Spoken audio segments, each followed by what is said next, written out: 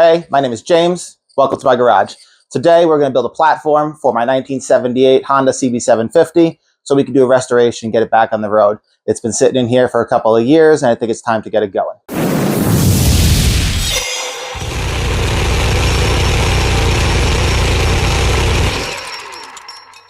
So the first thing I want to do is set up a base underneath the plywood that I'm cutting.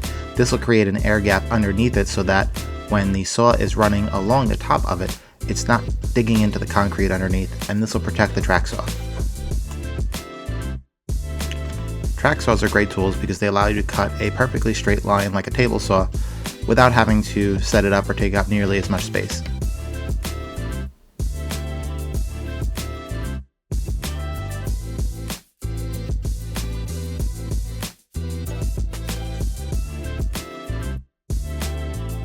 Now this one hadn't been used in a while, so I don't know if that's why I'm having such a hard time getting it together, but eventually I do get it together.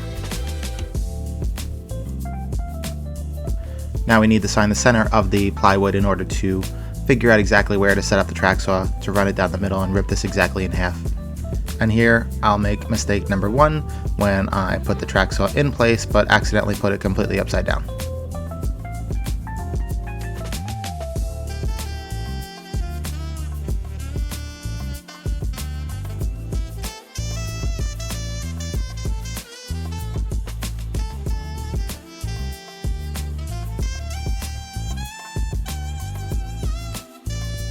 There is a top and a bottom, and I obviously flipped that. So I have flipped it the right way now.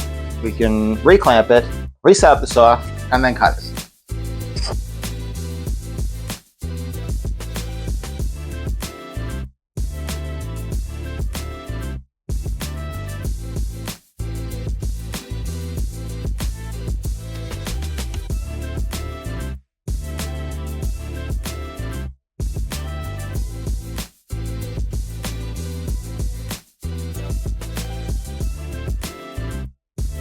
While I was pretty sure that the saw blade was not going to rip through and cut the 2x4s underneath it, I did just want to check and make sure. These are not the right clamps to be using for this saw in this application, but the ones that I had that are for this didn't fit properly while cutting on the ground.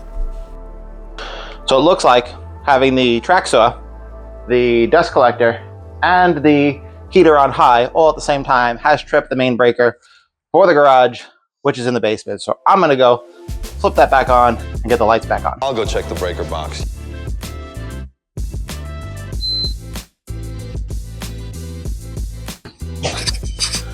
Alrighty, so the lights are back on. That's good. All right, so let's break this down.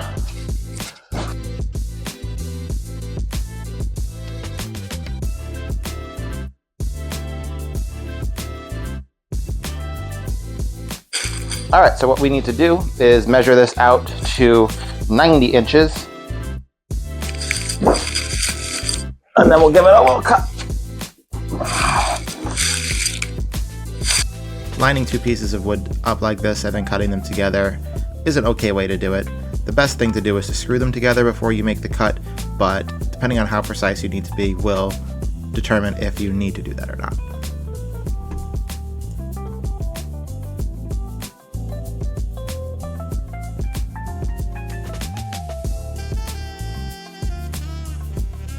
I assume doing this with a cordless saw is not the best way to do this, and cutting both pieces with that same saw is also not the best way to do this.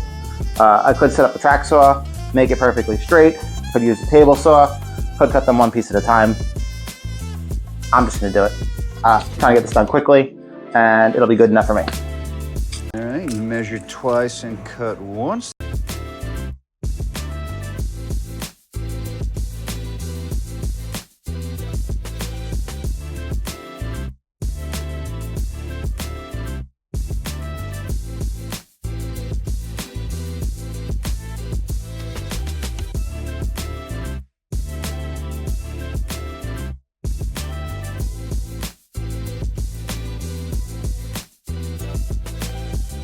Cameron, I can see him thinking, is this right? Now that the top and bottom plate are cut down to size, I'm going to grab the radial arm saw here and start cutting down the 2x6s to be the proper size to go underneath them.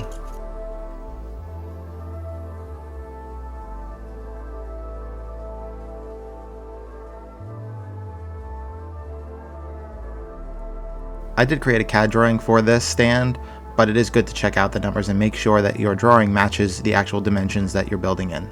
Especially when you consider that I cut this with a circular saw, my measurements might be off a small amount.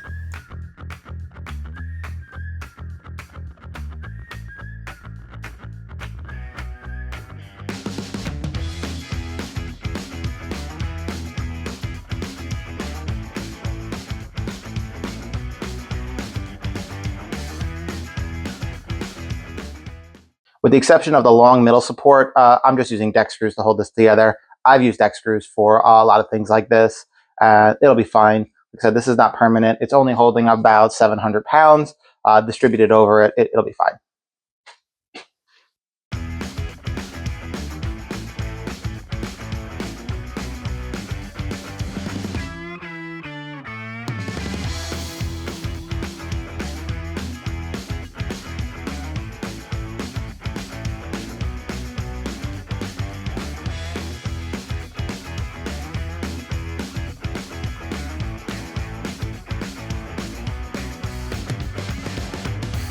For the middle support, I'm using nails instead of screws because they have more shear strength and could handle the load in that direction better.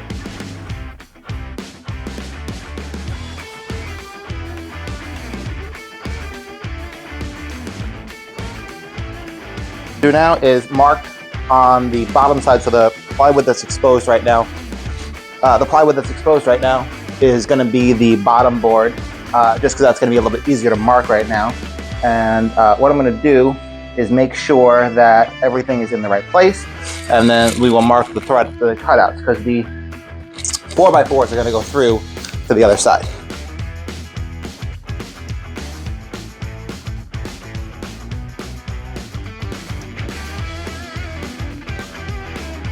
Now these 4x4s were cut down to size off camera, but they were cut down to 2 feet, which is the maximum length I could get out of 2 4x4x6s.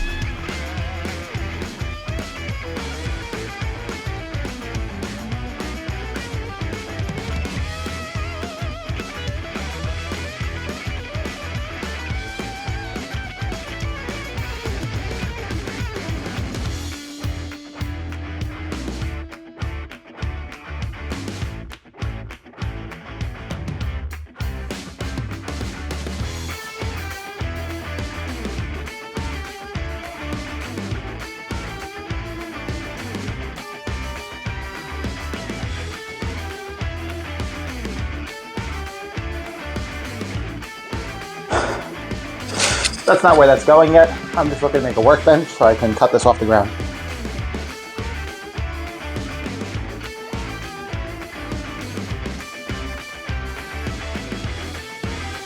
Now by drilling the holes into the corners that I need to cut out first, this allows me to get the jigsaw blade in there and makes it a lot easier to cut.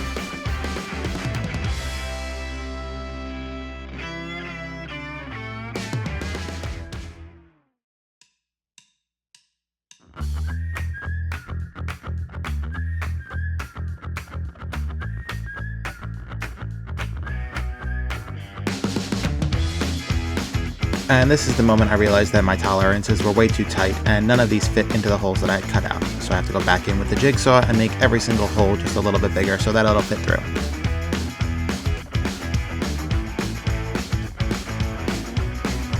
Now that everything fits through the holes, I can put the 2x4 bottom plate on and screw that into place.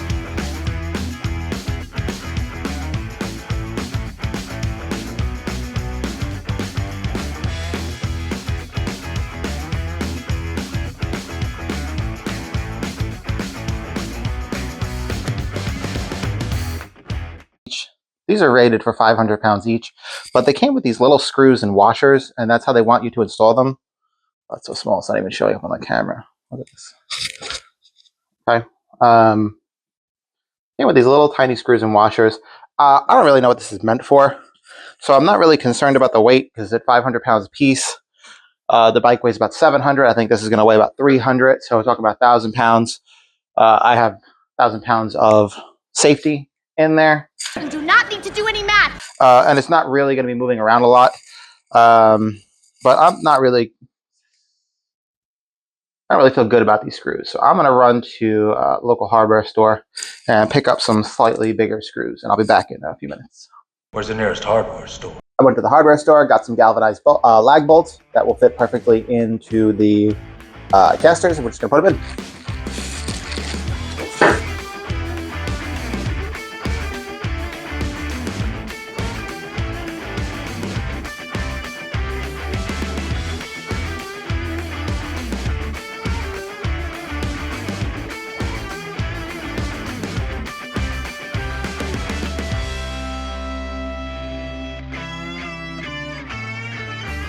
So just try to flip it one time.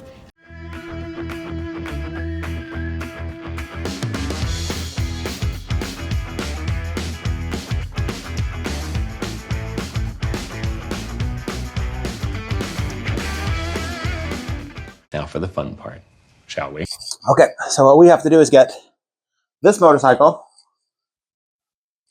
on this platform without breaking the platform, breaking the motorcycle, dropping anything, or hurting ourselves. I should probably have somebody help me with this, but I am lazy and impatient, so I'm not going to do that. I'm going to give this a shot, and if it doesn't work, then I will ask for help. But I think between a floor jack and the motorcycle stand, I can get this up enough, kind of scoot it on because they're both on wheels. No idea if this is going to work though. So let's find out.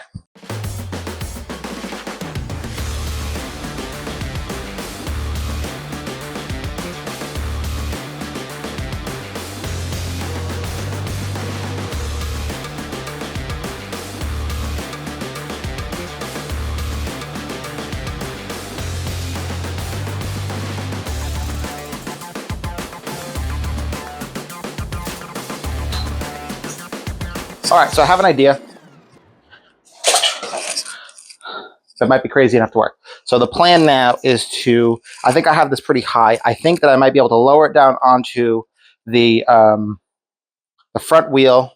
It won't be stable, but if I lower the jack all the way down and then flip the center stand down, I can lift it up from the center stand. Still not going to be stable, but it might be able to give me enough to get the front wheel up top here. And then once I get the front wheel up top, I think I can get the back wheel up. So I am going to try that.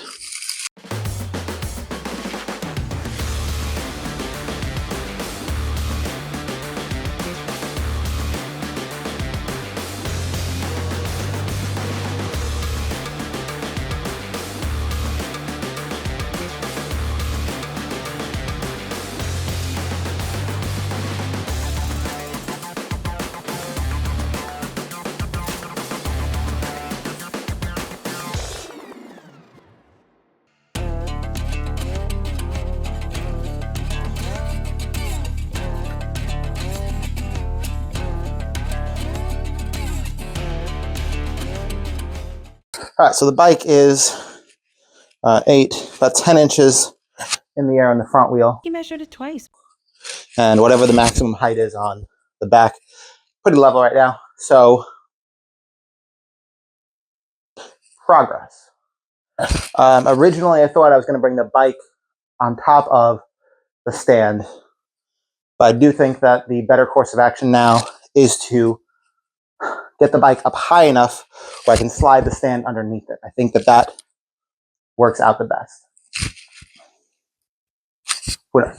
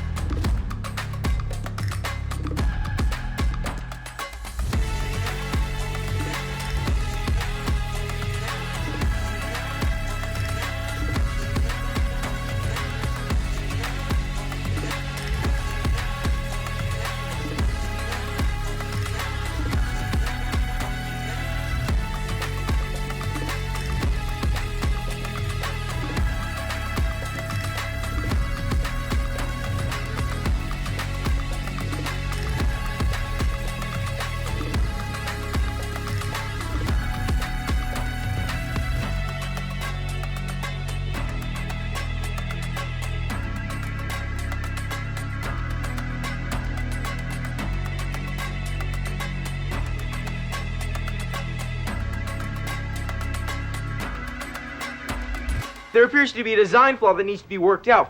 Right about here is where I realized that I had no method to get the motorcycle up on the center stand, and the kickstand wouldn't be able to sit down on the table, so I had to figure out a different way in order to hold the bike up by itself. The answer? Ratchet straps.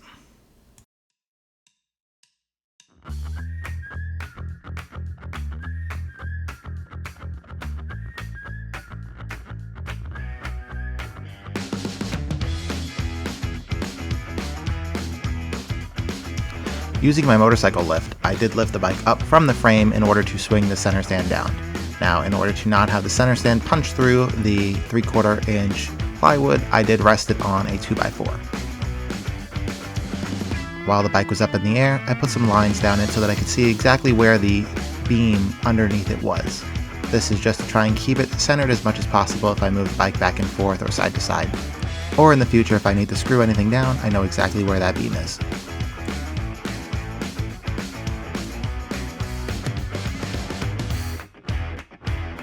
And that's really it.